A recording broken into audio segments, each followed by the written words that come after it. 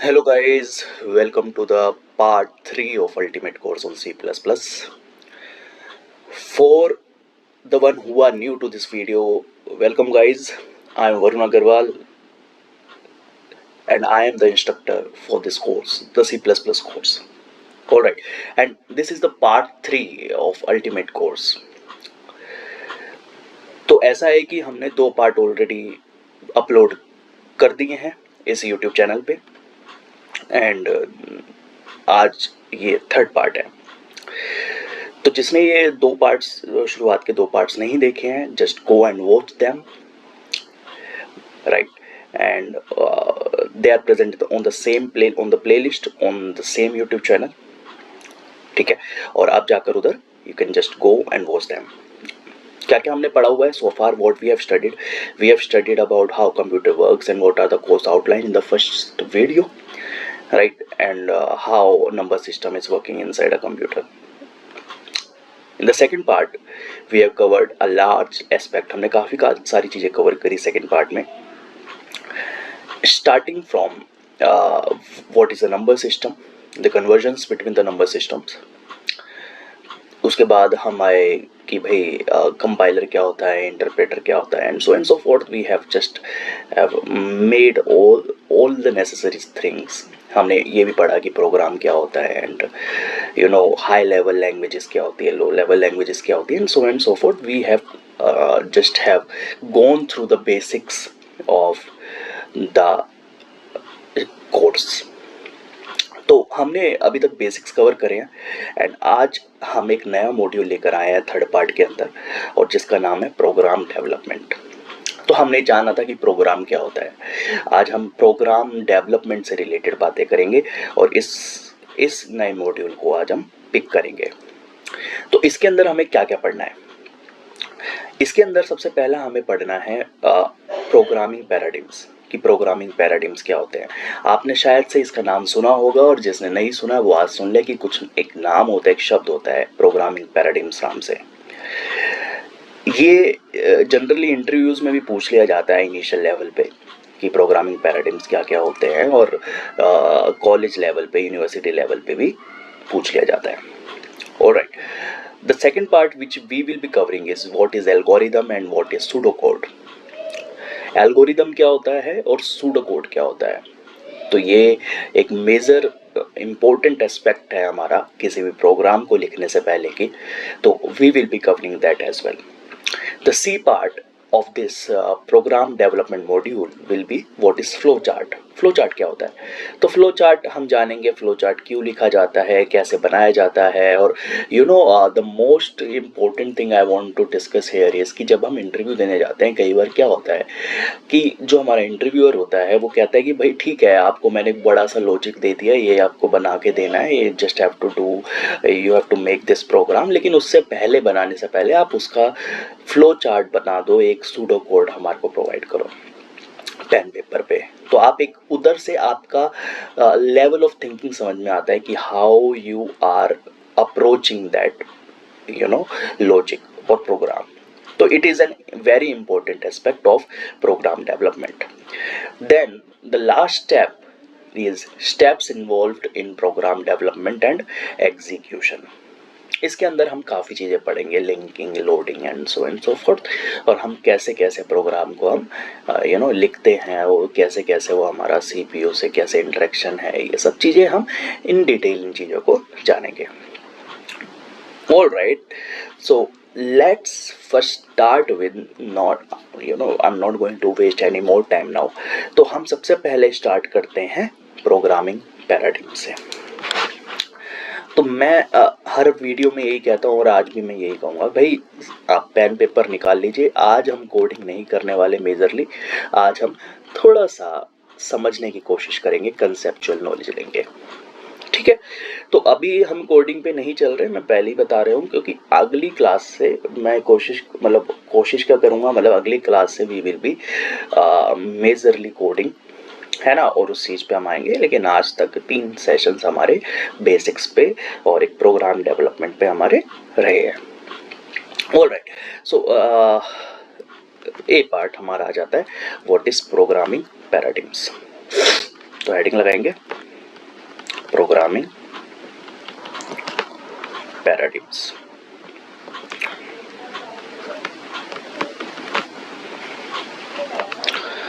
Programming पैराडिग्म्स क्या है भाई? क्या ये बड़ा भारी भारी सा शब्द लग रहा है? इसका मतलब क्या होता है प्रोग्रामिंग पैराडिग्म्स का?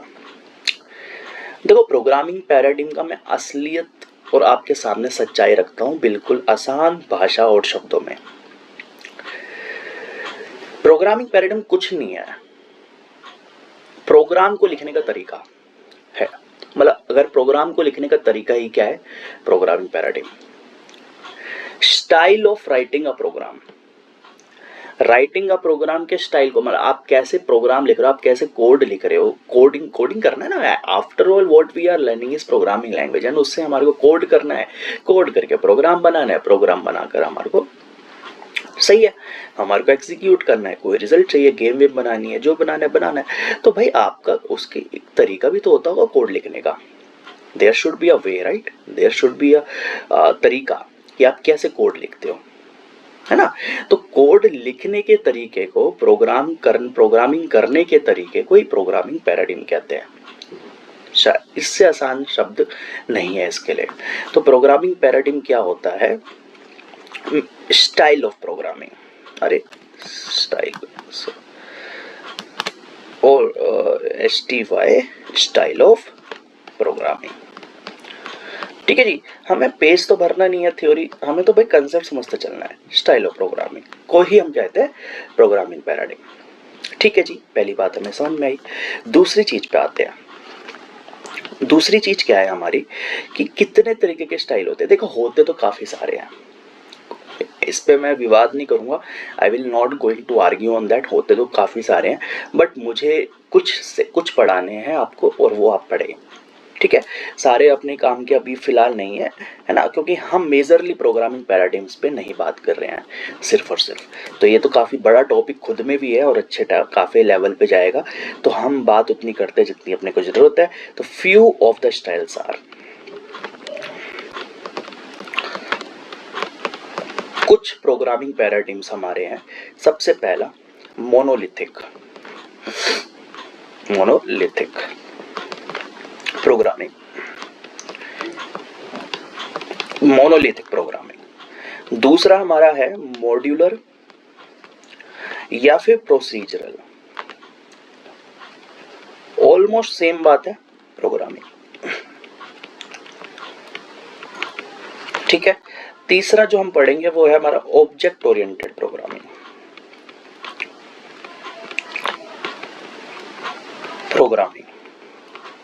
ठीक है जी, और चौथा जो हमारा है वो है हमारा एस्पेक्ट ओरिएंटेड।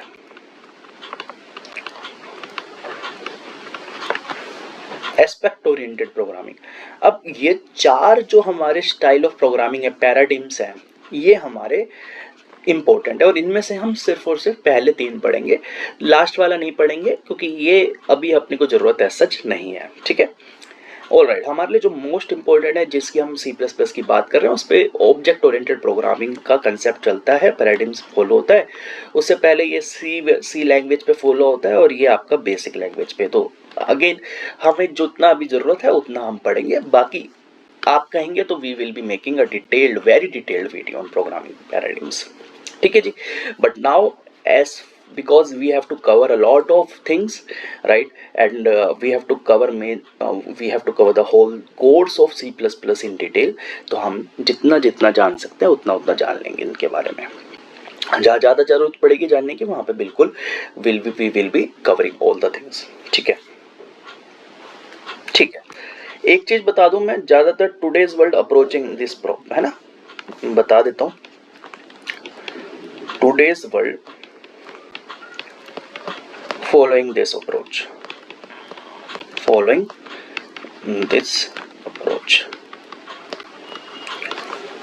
ठीक है। अब आप कहेंगे C++ में ये हो रहा है, हाँ हो रहा है, लेकिन आजकल नई चीजें भी आ रही हैं, देखो इसके आगे भी आ रही हैं। ठीक है, तो मेरे को इतना बता देना था, आपको थोड़ा सा हिंट दे देना था, बस दैट्स इट। ऑलराइट, सबसे पहले हम आते हैं मोनोलिथिक। अगेन प्रोग्रामिंग पैराडिग्म क्या है? Style of programming. तो ये सारे स्टाइल ऑफ प्रोग्रामिंग है, किस तरीके से आप कोड लिखते हो और कुछ नहीं है, किस तरीके से आप कोड लिखते हो उसको मैंने चार स्टाइल्स में डिफ्रेंशिएट कर दिया। चलो जी, सबसे पहले बात करते हैं मोनोलिथिक पे, मोनोलिथिक प्रोग्रामिंग। ठीक है, मोनोलिथिक प्रोग्रामिंग क्या है? मोनोलिथिक प्रोग्रामिंग का स्टाइल क्या है? ये कौन सा कैसा पैराडिग्म्स है? देखो आसानी से ऊपर का कर लिया आपने, ठीक है। अब देखो आसान से समझेंगे।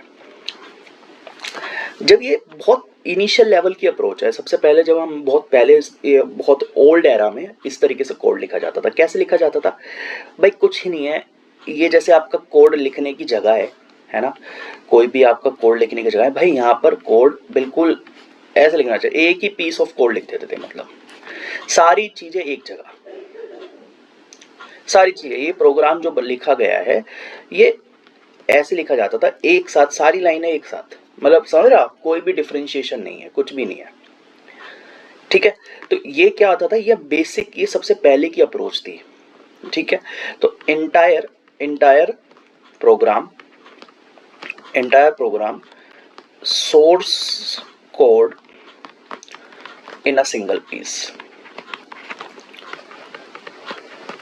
एक ही जगह सारा लिख दिया। ठीक है, earliest programming, second point, earliest programming. तो क्या बोला गया कि भाई सारी पीस ऑफ कोड देख रहे हो आप, कोई भी ऐसा लिखा हुआ जैसे एक गुजड़ मुजड़ टाइप हो गया कि भाई एक के बाद एक के बाद एक के बाद एक के बाद एक के बाद, है ना, सारा कुछ एक ही जगह पड़ा हुआ है। प्रोग्राम मैंने बताया आपको, प्रोग्राम क्या होता है? प्रोग्राम डेटा और उसके ऊपर operations, data and operation on that data is the program. तो भाई एक ही जगह डेटा पड़ा है, एक ही जगह प्रोग्राम पड़ा है, ये पड़ा है, ओ सॉरी, ये ऑपरेशन पड़े हैं, सारे लॉजिक एक साथ लिखे हुए, एक जगह लिखे हुए हैं। तो भाई काफी टफ हो जाता था ऐसी अप्रोच को लिखने में भी, और एक अगर एरर आ जाता है तो वो भी फाइंड करने में। ठीक है, और सबसे बड़ी बात है कि ये एक ही बंदा लिख सकता था, एक ही प्रोग्रामर लिख सकता है, इस पे मल्टीपल प्रोग्रामर वर्क नहीं कर सकते, multiple engineer, software developers work नहीं कर सकते, है ना। तो in this style data and instructions are mixed, कि भाई डेटा और उस पे होने वाला इंस्ट्रक्शन या फिर ऑपरेशंस, है ना। ऑपरेशंस को आप ऐसे समझ लो, सीधा सीधा प्लस माइनस मल्टीप्लाई डिवाइड, तो कोई भी डेटा और उस पे होने वाले ऑपरेशंस मिक्स हो जाते थे, है ना। तो भाई entire program source code in a single piece, एक ही जगह लिखा हुआ है, अर्लीस्ट काइंड ऑफ प्रोग्रामिंग है, और इसमें सारा कुछ एक साथ मिक्स होता था। ठीक है, फिर मैंने आपको क्या बताया कि सिर्फ और सिर्फ एक प्रोग्रामर ही इस पे वर्क कर सकता था, इसके अलावा और प्रोग्रामर वर्क नहीं कर पाते थे इस पे। ठीक है ना, तो एक ही प्रोग्रामर वर्क कर सकता था, only one programmer can write and no one else can contribute. क्योंकि जिसको भाई इतना कॉम्प्लिकेट हो जाता था ये, कि भाई जिसने लिख दिया उसी को पता है क्या लिखा है, उसके अलावा किसी और को पता ही नहीं है। इसीलिए इसको कोडिंग को ना, उस टाइम पे मोनोलिथिक अप्रोच जब थी, तो इसीलिए प्रोग्राम लिखने को आर्ट बोला जाता था। क्या बोला जाता था? आर्ट वर्क है भाई। क्यों? क्योंकि आर्ट वर्क इसलिए बोला जाता था क्योंकि एक ही जना, जैसे पेंटिंग होती है ना, एक ही पेंटर पेंट कर पाता है ना, और तो है ना, तो एक ही पेंटर अपनी पेंटिंग को पेंट कर पाता है। ठीक है, तो इसी तरीके से एक ही प्रोग्रामर अपने प्रोग्राम को लिख पाता था इस अप्रोच के थ्रू। तो इसीलिए ना ये बड़ा कॉम्प्लिकेट हो जाता था, और इसीलिए इसको बोला जाता था आर्ट वर्क है। उस वक्त उस टाइम पे आर्ट वर्क माना जाता था प्रोग्रामिंग को। ठीक है जी, दूसरी बात, ठीक है, अगर एरर कहीं पर आ गया तो मजे आ गए, फिर ये समझ लो, if error comes anywhere then it is very difficult to debug,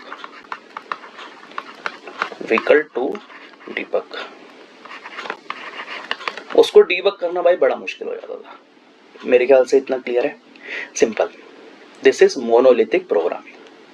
I hope this is clear to you. कोई दिक्कत? पक्का? प्रॉमिस? कोई दिक्कत नहीं है, चले आगे। लिख लिया आपने? ठीक है। दूसरे टाइप ऑफ प्रोग्रामिंग पे आता हूं मैं, प्रोसीजरल या फिर मॉड्यूलर प्रोग्रामिंग। प्रोसीजरल या फिर मॉड्यूलर प्रोग्रामिंग। इसकी सबसे बड़ी खासियत क्या थी? इसकी सबसे बड़ी खासियत ये थी ओवर मोनोलिथिक, कि भाई मल्टीपल प्रोग्रामर इस पे काम कर सकते थे। आप समझ रहे हो? मल्टीपल प्रोग्रामर इस पे काम कर सकते थे। तो मैं पहला पॉइंट ये लिख देता हूं, मल्टीपल प्रोग्रामर्स कैन वर्क।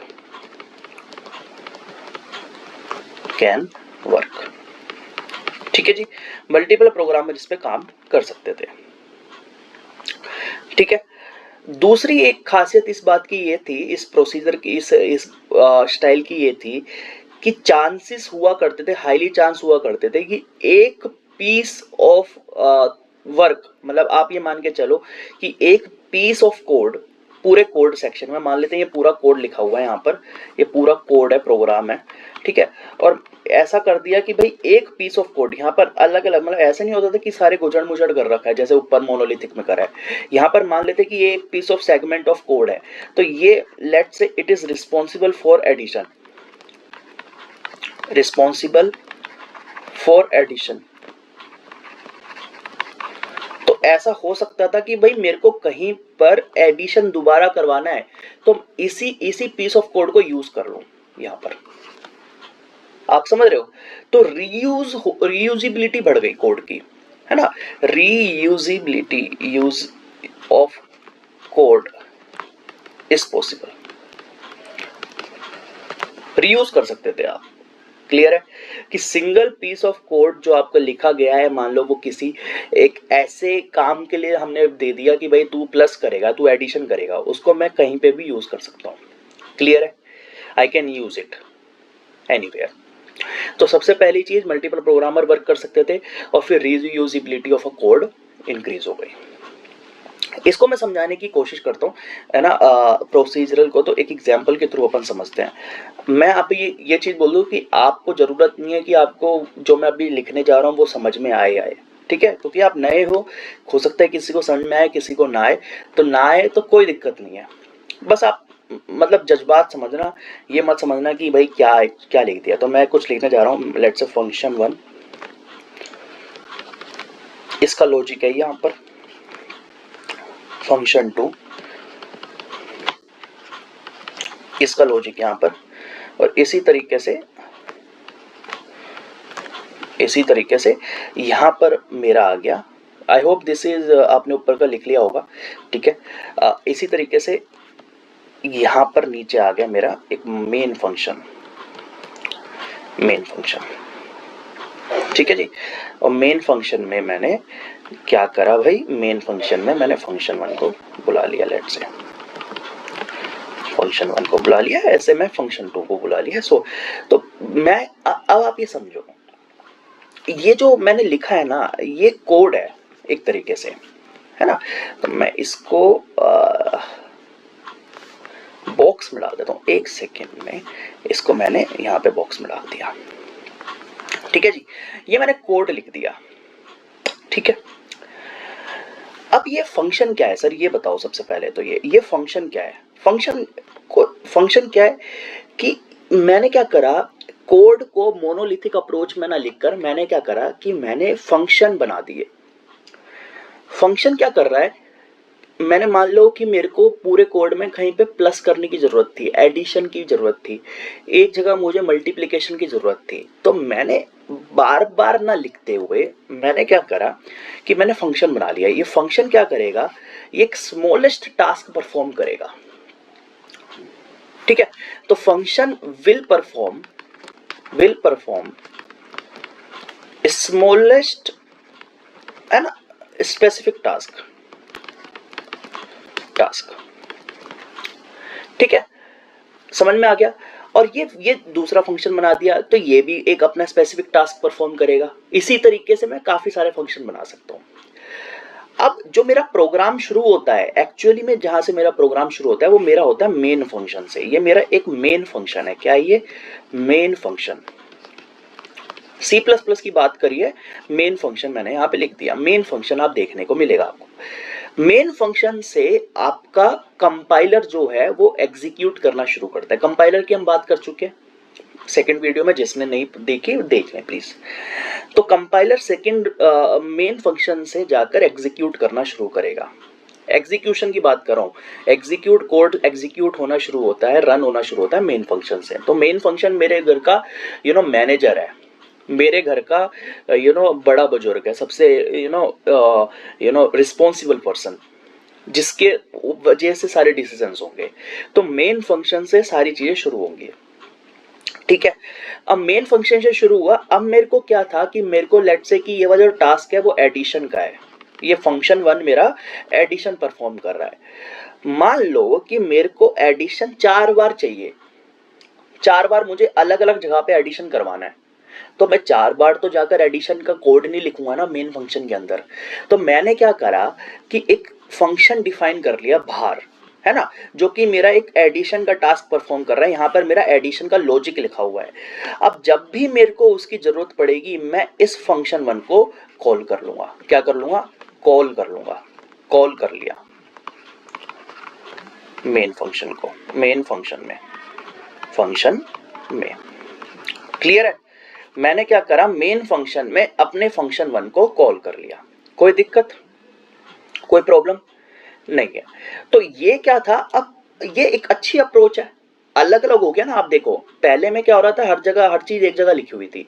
अब क्या हो गया कि भाई फंक्शन मैंने डिफाइन कर दी, अलग सी चीज डिफाइन कर दी, वो मुझे जाकर कॉल कर लेनी है सीधा जहां पे भी जरूरत पड़े। Is this thing clear? इसको आप इस तरीके से एग्जाम्पल के तौर पे समझ सकते हो कि एक बड़ा बिजनेस है, बिग बिजनेस है भाई, एक बड़ा बिजनेस है। बड़े बिजनेस में भाई वर्कर की भी जरूरत है और मैनेजर की भी जरूरत है, राइट और रॉन्ग? अब वर्कर की भी जरूरत है और मैनेजर की जरूरत है।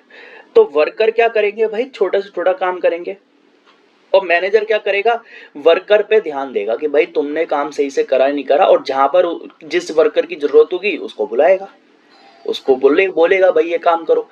तो यही सिस्टम चल रहा है यहाँ पे। मैनेजर मेन हो गया, मेन फंक्शन आपका मैनेजर हो गया, राइट। और ये वर्कर क्या हो गए, ये वाले फंक्शन 1 फंक्शन 2 हो गए। तो जब भी मेन फंक्शन को लगेगा कि मेरे को फंक्शन 1 की जरूरत है, वो फंक्शन 1 को बुला लेगा, और जब भी उसको लगेगा फंक्शन 2 की जरूरत है, वो फंक्शन 2 को बुला लेगा। क्लियर हो गई बात? Is this thing clear? This is nothing but procedural modular program. Modules में मैंने डिफाइन कर दिए। अब आप ये समझो कि जो ये पहला फंक्शन है, ये भाई ये परफॉर्म कर रहा है एडिशन। तो मैंने भाई किसी प्रोग्रामर को बोल दिया, लेट्स से प्रोग्रामर 1 को मैंने बोला कि भाई तुझे कर लाना है, ये बनाना है। प्रोग्रामर 1 को ये मैंने प्रोग्रामर 2 को दे दिया। ऐसे मैंने फंक्शन प्रोग्रामर अलग अलग को दे दिया। तो ये ला रही है, उन्हें बना लिया, और लास्ट में मैंने उनको इंटीग्रेट कर दिया, मिला दिया, और एक मैंने अपना प्रोग्राम बना लिया। Is this thing clear to you? This is nothing but what procedural या फिर modular programming. I hope this is clear, ठीक है। इसी का मैं एक छोटा सा दूसरा एग्जांपल दूंगा, है ना। अभी ये कोड को समझने की जरूरत नहीं है ना, इस पे आप ज्यादा ध्यान दें, है ना। धीरे धीरे हम इतने एक्सपर्टाइज करेंगे अपने कंसेप्ट्स पे कि कहीं जरूरत ही नहीं पड़ेगी आपको जाने की, ठीक है। अभी मैंने ऐसे ही लिख दिया है कुछ भी। अभी हम धीरे धीरे we will be making all the way to what we are here for, ठीक है। चले आगे, चलो एग्जाम्पल नंबर 2 लेके देखते हैं। एक चीज मैं आपको समझाना चाह रहा हूं। मैंने अगेन ये चीज पे ज्यादा ध्यान न दें, जिसको नहीं पता स्ट्रक्चर इन्फो, ठीक है। मैंने इसके अंदर data 1, data 2, data 3 and so for data को रखा। डेटा चाहिए, प्रोग्राम बनाने में डेटा और इंस्ट्रक्शन चाहिए ना। फिर मैंने एक फंक्शन डिफाइन करा, फंक्शन 1, ठीक है। और इस फंक्शन में मैंने इन्फो डाल दिया, ठीक है। और यहां पर मेरा कुछ लॉजिक है, ठीक है। बिल्कुल ऐसा घबराना नहीं है कि क्या कर दिया सर, ये क्या कर रहे हो आप, कुछ नहीं है, ध्यान रहो आप। मेन फंक्शन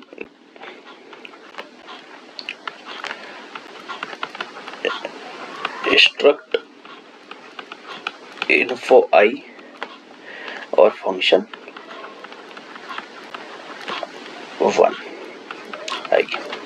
ठीक है, ये क्या लिखा है सर, क्या है ये समझने की जरूरत नहीं है अभी, ज्यादा इस पे दिमाग ना लगाओ अभी, है ना। मैं बार बार बोल रहा हूँ तो कोई रीजन रहेगा, ठीक है। जिसको नहीं पता प्लीज, मैं बस आपको सिंपल सा एक चीज समझाने की कोशिश कर रहा हूँ इसके थ्रू। ये मैंने ना डेटा को स्ट्रक्चर में रख दिया। क्या करा मैंने, डेटा को स्ट्रक्चर में ऑर्गेनाइज कर दिया। ठीक है, मैंने क्या करा, डेटा को स्ट्रक्चर के फॉर्म में ऑर्गेनाइज कर दिया। ठीक है, तो मैं लिख देता हूं, data is organized in the form of structure.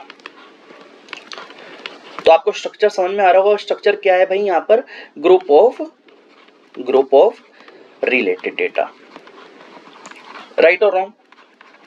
ठीक है जी, मैंने स्ट्रक्चर के फॉर्म में ग्रुप डेटा को डेटा को रख दिया।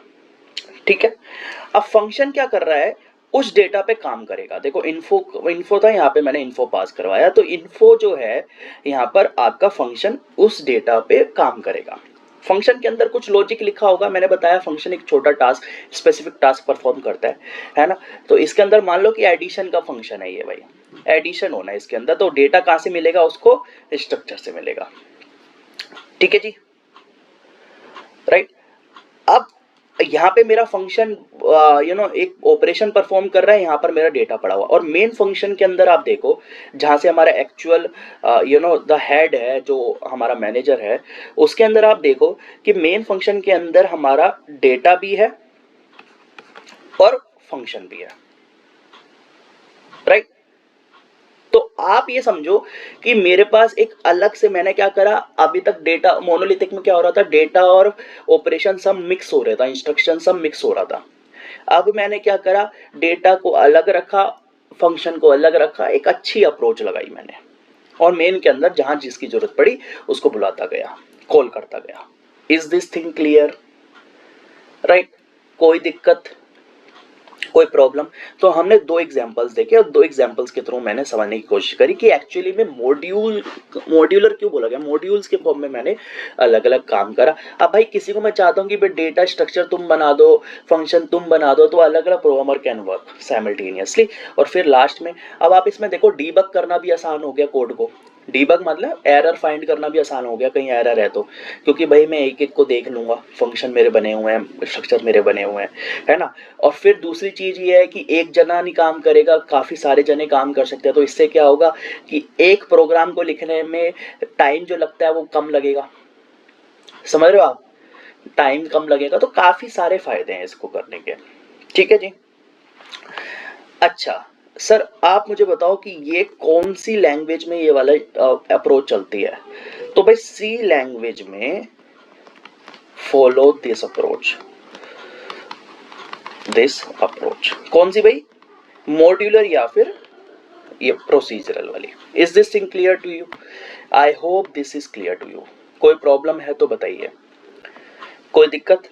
तो हमने मोनोलिथिक डिस्कस करा, फिर हमने मॉड्यूलर और प्रोसीजरल प्रोग्रामिंग डिस्कस करा। मोनोलिथिक मैंने बताया कुछ नहीं है, ये सिंपल सा, हमने एक बंदा था उसने पूरा सोर्स कोड, प्रोग्राम कोड लिख दिया एक पीस में, अर्लीस्ट प्रोग्रामिंग, और एक जगह ही पड़ा हुआ है, सारा मिक्स्ड अप है, डेटा और इंस्ट्रक्शन या फिर ऑपरेशंस, है ना। फिर एक ही प्रोग्रामर काम कर सकता है और कोई कंट्रीब्यूट नहीं कर सकता। एरर फाइंड करना बड़ा आसान नहीं, बड़ा मुश्किल है, और ये आर्ट वर्क के नाम से जाना जाता था, क्योंकि एक ही, जैसे पेंटर एक पेंटिंग कर सकता है, वैसे ही मोनोलिथिक प्रोग्रामिंग में एक प्रोग्रामर ही प्रोग्राम बना सकता है, क्योंकि बड़ा अजीब सा और एक ही पीस ऑफ पेपर पे लिख दिया जाता था, पीस ऑफ कोड।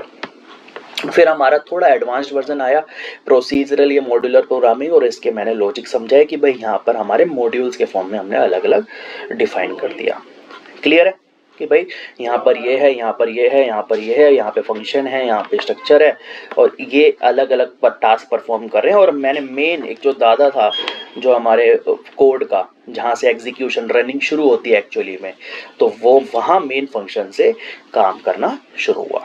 तो वहाँ पर जिसकी जहाँ जरूरत थी उसको वहाँ पर बुलाते गए। ठीक है जी, कोई प्रॉब्लम, कोई इशू नहीं है, और ना ही होनी चाहिए, आएगा सारा लिख लिया। ठीक है, तीसरी अप्रोच पे आते हैं जो हमारी C++ में यूज होती है, ठीक है। थर्ड अप्रोच, उसको हम कहते हैं ऑब्जेक्ट ओरिएंटेड प्रोग्रामिंग। इस पे तो हम बहुत डिटेल में बात करेंगे, पूरा मैंने मॉड्यूल है इस पे, और आपने डिटेल्स में देख सकते हैं जो मैंने पहली वीडियोस के अंदर I have put on the details over there कि हम क्या क्या कोर्स डिटेल पढ़ेंगे, ठीक है। ऑब्जेक्ट ओरिएंटेड प्रोग्रामिंग, अब भाई ऑब्जेक्ट ओरिएंटेड प्रोग्रामिंग लाने की जरूरत क्या पड़ी, ये समझ में आए, है ना। और क्यों जरूरत पड़ी कि हम प्रोसीजरल से ऑब्जेक्ट ओरिएंटेड प्रोग्रामिंग की तरफ मूव करें, तो भाई ये समझना पड़ेगा पहले तो क्या होता था प्रोसीजरल प्रोग्रामिंग में। क्या होता था, जो डेटा पड़ा है वो स्ट्रक्चर के अंदर पड़ा हुआ है, ये देखो, ठीक है। और फिर फंक्शन में लॉजिक लिखा हुआ है, तो डेटा अलग पड़ा हुआ होता था और फंक्शन अलग था, ठीक है। जो फंक्शन जो है वो आउटसाइड द डेटा जाकर वो टास्क परफॉर्म कर रहा है, देख भी रहे हम, है ना। डेटा अलग पड़ा हुआ है, फंक्शन अलग पड़ा हुआ है, सही है स्ट्रक्चर और फंक्शन में, लेकिन अलग अलग पड़े हुए हैं, ठीक है। तो फिर ये आया कि क्यों ना हम एक ऐसा कंसेप्ट लेकर आए, है ना, जिसको मैंने बोला क्लास कंसेप्ट। क्लास डिफाइन करी गई, क्या डिफाइन करी गई इसमें, क्लास डिफाइन करी गई। क्या डिफाइन करी गई, क्लास हमने बोला गया कि ऐसा क्यों ना कि क्लास का कंसेप्ट लेकर आए जो हमारा कंटेन करेगा, क्लास कंटेन करेगा data and the function and the operation या फिर function on that data, function on that data.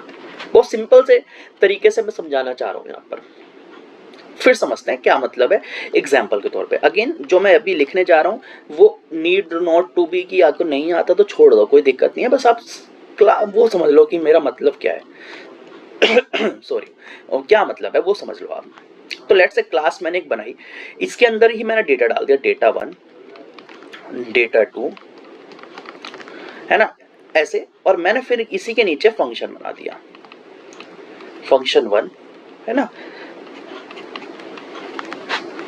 ऐसे चलते चले गए। और ये हमारी क्लास की एंडिंग हो गई, क्लास मेरी अब खत्म हो गई। देखो ना, क्लास का ये स्टार्टिंग और एंडिंग, इसी के अंदर डेटा भी है और इसी के अंदर फंक्शन भी है, क्लियर है क्या। फिर मैंने मेन फंक्शन बनाया, है ना, मेन फंक्शन ये रहा, और मेन फंक्शन के अंदर मैंने क्लास को बुला लिया, मैंने क्लास को क्या कर लिया, बुला लिया, कॉल कर लिया। जैसे अभी मैं ऊपर कॉल कर रहा था, क्या होता है कॉलिंग वॉलिंग बाद की बात है, मैंने मैनेजर है, मेन एक मैनेजर है, उसने जिसको जरूरत थी उस क्लास को बुला लिया कि भाई इधर आ जाओ। अब वो क्लास आई, अब मेरे को किसी मान लो उस क्लास का कोई फंक्शन मुझे बुलाना है कि भाई फंक्शन 1, इसके नीचे मान लो कि और भी फंक्शन हो सकते थे, तो मैंने फंक्शन 1 को बुलाना है, तो मैंने ऐसे फंक्शन 1 को बुला लिया, फंक्शन 1।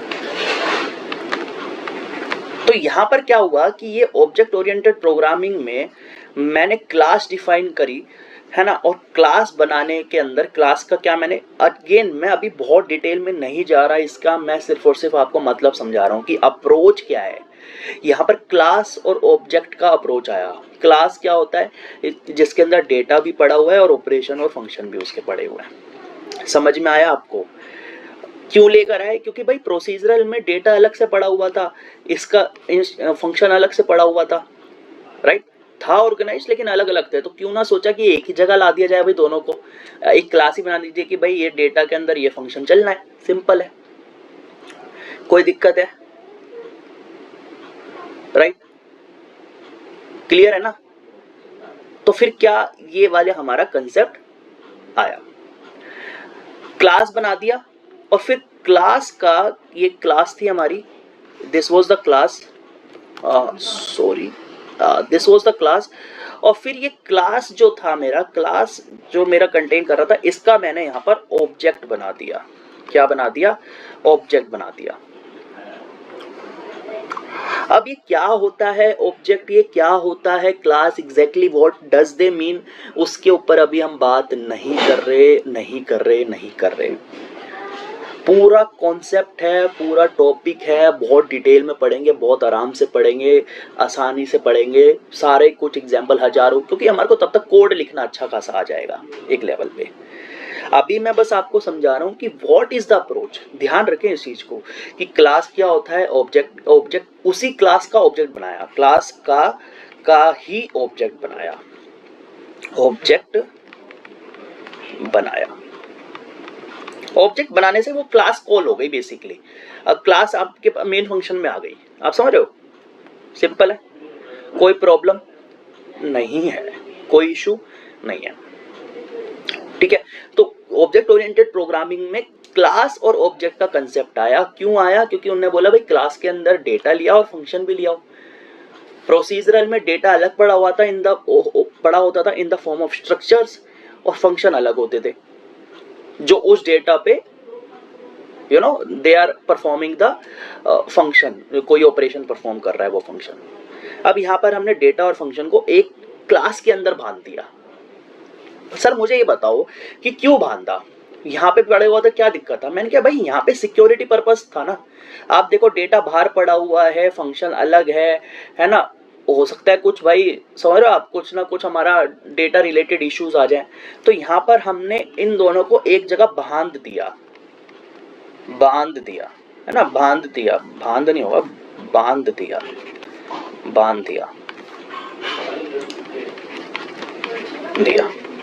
क्लास के फॉर्म में एक जगह बांध दिया कि भाई तेरा इसी के अंदर क्लास भी है, एक इसी के अंदर फंक्शन भी है। तो अब कोई सिक्योरिटी इश्यूज नहीं है, कोई हमारे को डर वर नहीं है भाई, एक ही जगह है, उसी के से रिलेटेड फंक्शन पड़ा है, उसी से रिलेटेड डेटा पड़ा है, अपना परफॉर्म करो और मुझे मैं मेन फंक्शन के अंदर ऑब्जेक्ट बुला लूंगा, ऑब्जेक्ट के तौर पे तुझे क्लास को मैं ले आऊंगा। कोई दिक्कत, कोई प्रॉब्लम? अच्छा सर ये कहाँ, कौन सी लैंग्वेज में, कौन सी प्रोग्रामिंग लैंग्वेज में ये यूज होती है अप्रोच? मैंने कहा भाई ये अप्रोच यूज होती है C++ में, जावा में, एक्सेट्रा एंड एक्सेट्रा। आप समझ रहे हो? तो हमें तो C++ ही पढ़ना है। तो C++ में कौन सी प्रोग्रामिंग पैराडिम यूज होती है, कौन सा प्रोग्रामिंग पैराडिम यूज होता है C++ में? Object oriented programming. क्लियर हो गया? अच्छा, जिसको नॉलेज है थोड़ा बहुत C++ का, वो ये मत बोलना कि सर यहाँ पर आपने कोई भी इंट मेन या वॉइड मेन नहीं लिखा, यहाँ पे रिटर्न नहीं कराया कुछ भी, या आपने कैसे क्या लिख दिया। मैं बस एक सिंपल वे में, ज़्यादा कोड वोड पे नहीं जा रहा हूँ कहीं पे भी, अभी जस्ट मैं एक अप्रोच समझाने की कोशिश कर रहा हूँ कि this is how programming paradigms work. ये उनके तरीके हुआ करते हैं। क्या ये चीज़ समझ में आई आपको? क्या ये चीज पल्ले पड़ी, क्लियर हुई आपको बेसिकली कि how things are working, how we are approaching? तो भाई प्रोग्राम डेवलपमेंट में सबसे पहले तो हमारे यही डिसाइड करना पड़ेगा ना कि what is our style of writing a program, किस तरीके से मुझे प्रोग्राम को लिखना है। ये बहुत इंपॉर्टेंट है यार, आपसे उससे बहुत कुछ चीजें फर्क पड़ती है। आपको समझाया मैंने, एरर फाइंड करना आसान हो जाता है। 10 से 12 जने, कितने भी जने काम कर सकते हैं बड़े कोड पे, बड़े प्रोग्राम पे, और फिर बहुत सारी चीजें हमारे को एक बेनिफिट देती हैं। तो we should be having very clear cut idea what programming paradigm I am going to use while writing the program. Is this thing clear? एक बार फटाफट से एक रिव्यू मार लेते हैं। प्रोग्रामिंग पैराडिम क्या होता है? स्टाइल ऑफ प्रोग्रामिंग होता है। फ्यू कितने होते हैं? मोनोलिथिक, मॉड्यूलर या procedural, object oriented, aspect oriented. Monolithic क्या होता है? एक ही जगह पे सारा कोड लिख दिया, सारे कोड मिक्सअप हो चुका है, डेटा भी मिक्स है, कोड फंक्शन भी मिक्स है, सारे, है ना। तो ये थोड़ा सा अजीब सी कहानी हो जाती है। ठीक है, अर्लीस्ट टाइप ऑफ प्रोग्रामिंग है और यहाँ पर सारा कुछ मिक्स है। एक ही प्रोग्रामर काम कर सकता है, आर्ट वर्क के नाम से जाना जाता था। रीजन बीन कि भाई यहाँ पर सारी चीज़ें एक ही प्रोग्रामर लिख सकता है और दूसरा काम नहीं कर सकता है। इतना कॉम्प्लिकेटेड है। अगर एरर मिल गया कहीं पे, मज़ा आ जाएगा, ढूंढने में ज़िंदगी निकल जाती थी और समझ नहीं आता था कहाँ पर एरर है। कोमा का एरर आ गया, दिक्कत आ गई। फिर हमारा आया प्रोसीजरल मॉड्यूलर प्रोग्रामिंग, जो कि अपग्रेडेड वर्जन था। उसमें हमारा बेनिफिट क्या थे? मल्टीपल प्रोग्रामर वर्क कर सकते थे और रीयूजिबिलिटी ऑफ कोड बढ़ गई। रीयूजिबिलिटी बढ़ गई ना, मैंने इस फंक्शन को मैंने मेन के अंदर मैं 1000 बार बुला सकता हूँ। मेन फंक्शन के अंदर मैं जब भी उस वर्कर को चाहूँगा, फंक्शन 1 को चाहूँगा, मैं तब बुला सकता हूँ। तो मैंने यहाँ पे फंक्शन बनाया, यहाँ पर मैंने फंक्शन क्या कर रहा था भाई, छोटे से छोटा टास्क परफॉर्म करके मेरे को दे रहा था। ठीक है, और मेन के अंदर मैं उस फंक्शन को बुला ले रहा था। क्लियर है ये चीज़? ठीक है, फंक्शन छोटा सा टास्क करता था और उसको मैं बुला लेता था, स्पेसिफिक टास्क कोई भी। ठीक है, तो मैंने एग्जांपल दिया कि भाई एक बिजनेस की तरह काम चल रहा है, जहाँ पर हमारा मेन फंक्शन जो है वो मैनेजर है, और वो जब भी किसी वर्कर को चाहेगा, वर्कर कौन है? फंक्शंस, जब भी वो किसी वर्कर को चाहेगा उसको बुला लेगा और उससे काम करा लेगा। Simple, clear. फिर मैंने बोला कि भाई इसका एग्जैक्ट क्या मतलब है कि डेटा कहाँ है? Data in the form of structure पड़ा हुआ है। डेटा कहाँ पड़ा हुआ है? क्योंकि भाई प्रोग्राम लिखने के लिए डेटा तो चाहिए, आपको डेटा चाहिए और डेटा पे ऑपरेशन चाहिए। अब ऑपरेशन तो परफॉर्म कर रहा है function, function is the one who is performing the operations, right. उसके अंदर लॉजिक ही लिखा हुआ है कि प्लस कैसे करना है, माइनस कैसे करना है, मल्टीप्लाई कैसे करना है, डिवाइड कैसे करना है, या कंपेयर कैसे करना है। तो वो तो फंक्शन कर रहा है जो मैंने फंक्शन बनाए हैं, राइट। बट स्ट्रक्चर्स में डेटा पड़ा हुआ है, तो डेटा पड़ा हुआ था स्ट्रक्चर के अंदर। डेटा क्या है? स्ट्रक्चर क्या है? ये data group of related data. फिर मैंने फंक्शन बना दिया, फंक्शन को मैंने मेन फंक्शन के अंदर कॉल कर लिया और स्ट्रक्चर को भी कॉल कर लिया, जहां जरूरत पड़ी वहां कॉल। ये कहाँ यूज होती थी? सी लैंग्वेज में सी लैंग्वेज में ये वाली अप्रोच यूज होती थी दोस्त, ठीक है। फिर हमारा आता था object oriented programming. Object oriented programming बहुत वेल डिफाइंड ऑब्जेक्ट एक प्रोग्रामिंग का स्टाइल है, जिसके अंदर हमारे पास क्लास और ऑब्जेक्ट्स नाम की चीजें होती हैं। क्यों लेकर आए, क्या जरूरत पड़ी थी उस इस वाले कंसेप्ट को लाने की? मैंने कहा भाई सिंपल सा लॉजिक है। ऊपर वाली अप्रोच में क्या हो रहा था प्रोसीजर मॉड्यूलर में, कि भाई डेटा हमारा अलग पड़ा हुआ था और फंक्शन जो उस डेटा पे ऑपरेशन होना है, कुछ मेरा उस डेटा पे मेरा कुछ काम होना है, वो ऑपरेशन वो फंक्शन कहीं और पड़ा हुआ था, राइट। तो यहाँ पर डेटा से रिलेटेड इशू हो सकते थे कि भाई अलग पड़ा है ना, देखो सिक्योरिटी रीजंस हो सकते हैं, तो इसलिए बोला कि भाई क्यों ना उनको एक ही जगह पे डाल दिया जाए, कि भाई ये वाला 2 और 3 है और 2 और 3 पे प्लस होना है, तो 2 और 3 एक जगह डाल दिया और उसी पे लिखने वाला एडिशन का जो हमारा लॉजिक है, ऑपरेशन है, वो हमने फंक्शन के तौर पे उसके अंदर डाल दिया। किसके अंदर डाल दिया? ये दोनों मिलाकर क्लास के अंदर। क्लास के अंदर हमने इनको बांध दिया।